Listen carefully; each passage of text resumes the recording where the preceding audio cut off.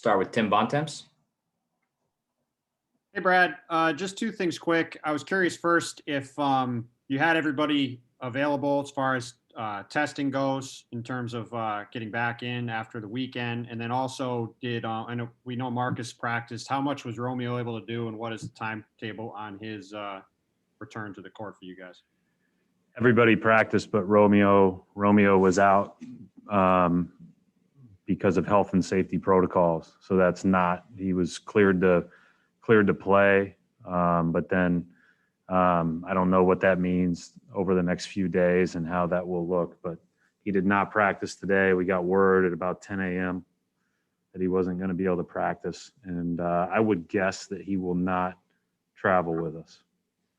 But just to clarify, because you said he's cleared to practice, when he's through that, do you expect him to like fully be able to participate, or is there still kind of a ramp up period for him in terms of what he's going to be able to do? He would have been able to play tomorrow. Brian Robb. Knowing you're going to have Romeo back whenever he is cleared, just to have, I'm not sure when you have had just a full team to practice, and obviously not this year, but like how nice is it to have this time both today and then obviously the next couple of days to just kind of regroup heading into the second half of a close to full strength? Well, we're not full, right, because of the Romeo thing. It looked like we were going to be. I even said it on my radio interview this morning, which I immediately regretted because that just opened up something else to happen, right?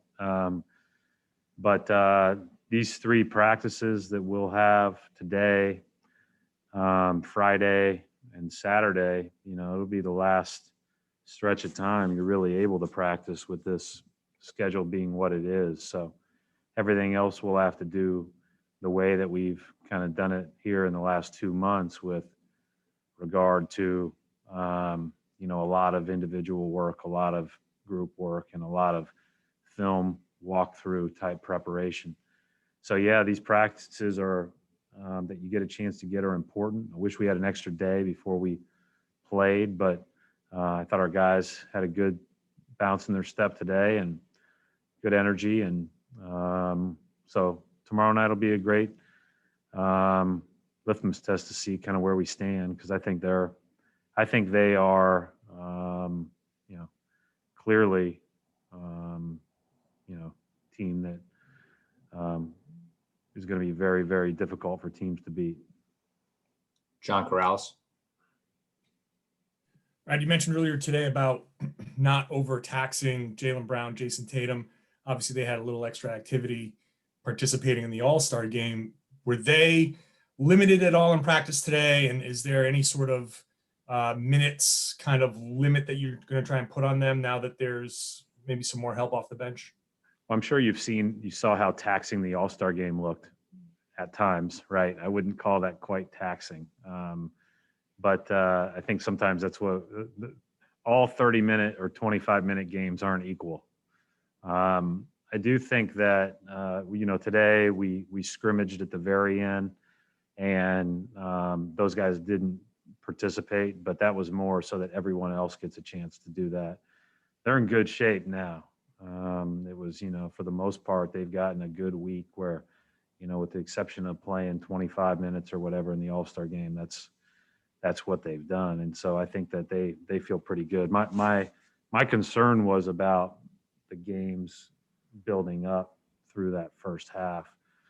And now, the hope is that we have more bodies available as the second half goes along and that you can choose opportunities to take. But there's nothing that will be that we're concerned about with those guys here in the near future. Was there a specific minutes restriction for Marcus? Yeah, he'll be low for a while. I don't know what a while means, but at least a couple of games. Adam, I haven't talked to the training staff.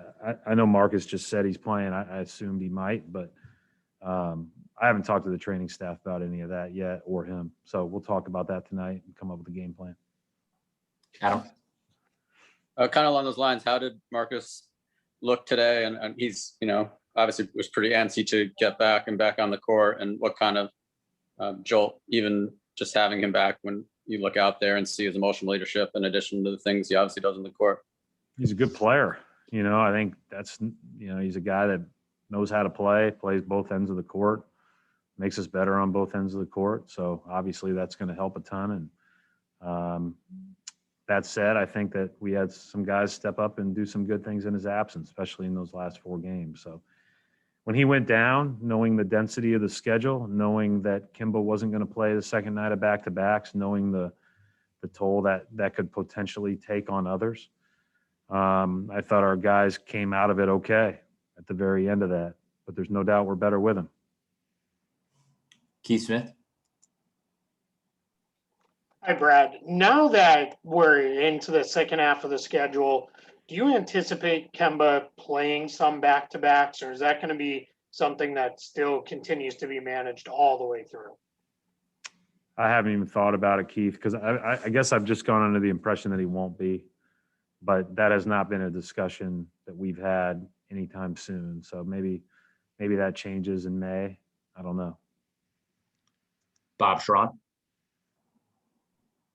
Thanks, Brandon. Hi, Coach. Yeah, Coach, the guys ahead of me alluded to it, but tomorrow night is kind of it's an important game. And obviously you've got a lot of these minutes, things going on.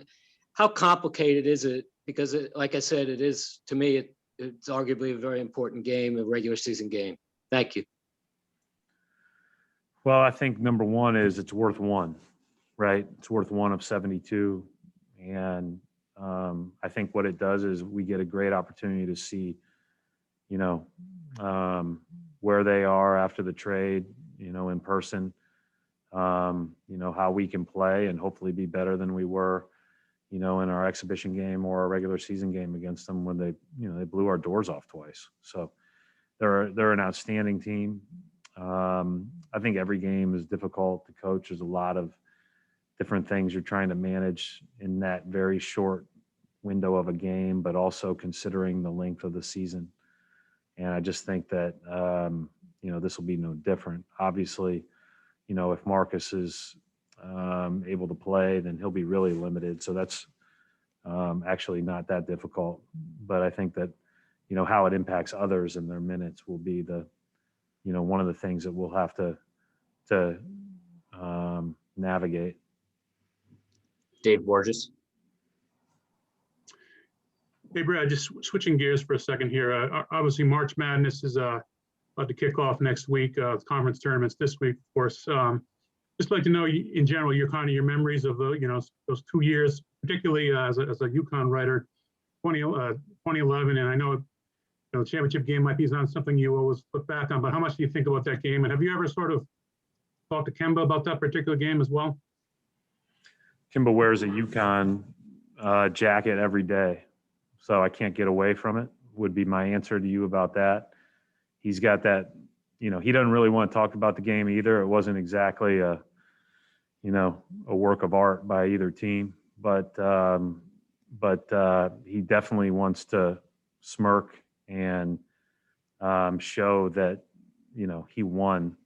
He reminds me of that even in his own little way, just by wearing that jacket every day. No, I mean, March Madness is why I got into coaching, you know, and you know, and I wanted to be a part of a team. I wanted to compete, but I never got to play in the tournament at the Division III level, or obviously the big tournament, the Division I level. And I think that was a big tipping point for my own inspiration to go into coaching, because I wanted to be a part of that event. And so I'm glad that kids are going to get a chance to participate in it. I think that they're being creative in how they're going to do it. I love the fact that it's in Indiana. To me, that's where it should be. And I'm excited that, you know, for my friends that are going to get a chance to compete and participate in it. Got a chance to watch a lot of the games here. The nice part about having the All-Star break over the start of conference tournaments is I get to tune in to some of, you know, people I know at smaller schools that I haven't seen in a while, and just kind of enjoy the angst that they're dealing with on the sidelines, and know that no matter how that game ends, I'm going to sleep just fine. But it's a special event. All right, we'll wrap it up right there. Thanks, Coach. Thank you.